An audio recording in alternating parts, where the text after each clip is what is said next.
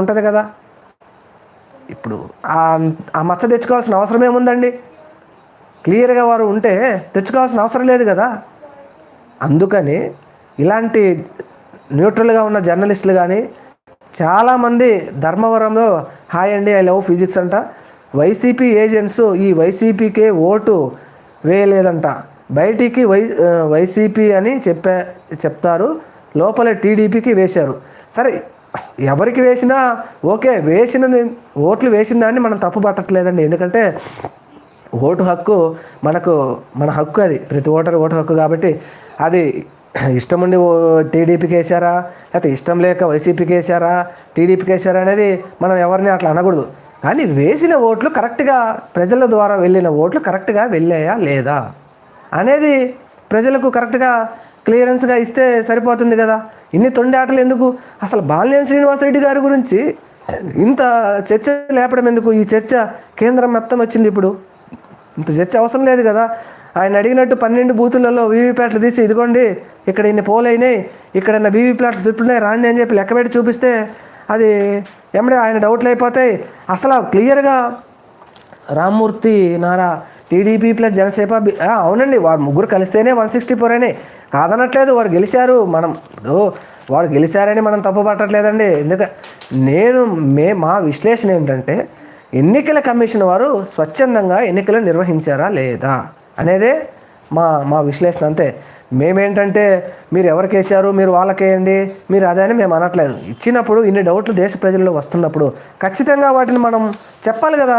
ఇప్పుడు అలా చెప్పకపోతే దేశంలో ఎంత చెడ్డపడింది.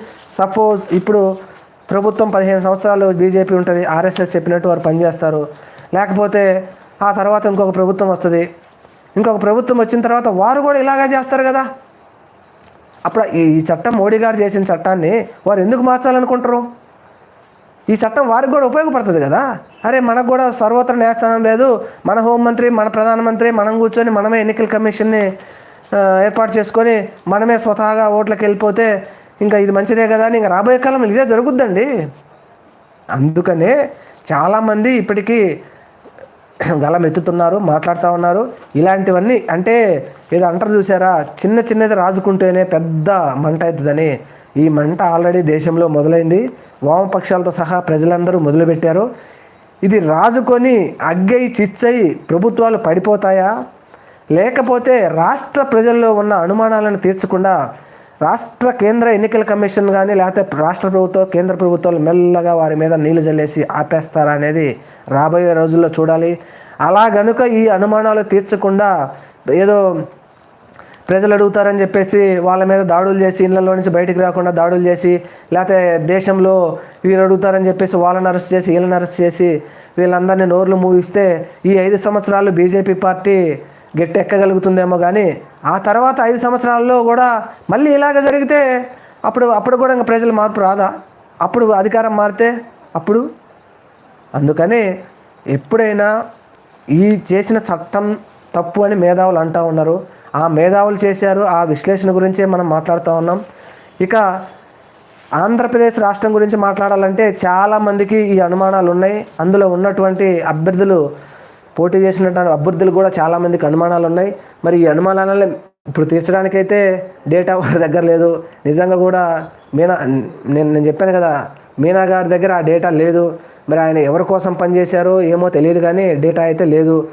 ఒక విధంగా ప్రజలందరూ ఒక తాటిపైకి వచ్చి మార్పు వస్తే కనుక ఇప్పుడు ప్రభుత్వాలు మార్చిపోవాల్సిన పని లేదు. ఎన్నికల కమిషన్ స్వచ్ఛందంగా పనిచేయాలి అనే మార్పు వచ్చినా సరిపోద్దండి. ఎవరికి ఇష్టం వచ్చిన ప్రభుత్వం వాళ్ళు తీసుకొచ్చుకుంటారు. ఈరోజు టీడీపీ గెలిచిందని మనమే వారిని తప్పు పట్టట్లా, ఎన్నికలు సక్రమంగా జరిగాయా లేదా అనేదే మా విశ్లేషణ ఈరోజు మేము చేసాం. మాతో పాటు చర్చలకు వచ్చినటువంటి అందరికీ థ్యాంక్ యూ అండి. ఏది ఏమైనప్పటికీ ఎవరిని కేంద్ర ఎన్నికలు కానీ రాష్ట్ర ఎన్నికల కమిషన్లు కానీ దేశ ప్రజల్లో ఉన్నటువంటి అనుమానాలు తీర్చాలని కోరుకుందాం. Thank you. ఇక మన లైవ్ని ముగిద్దాం.